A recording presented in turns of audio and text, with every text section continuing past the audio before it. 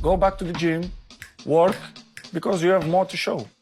You understand? Life continue. You cannot live in the past.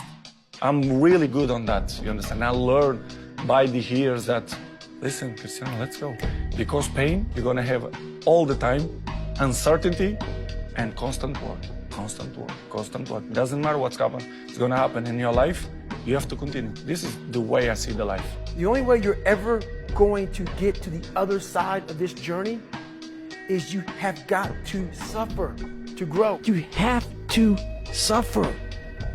You have to make that a tattoo on your fucking brain so when that hard time comes again, you don't forget it. You have no fucking idea how great you really are. Because you are using such minimal of what you have. And if people can learn to focus, this is what's possible. While it may not be pretty, like people want to do a documentary on it. I go, no.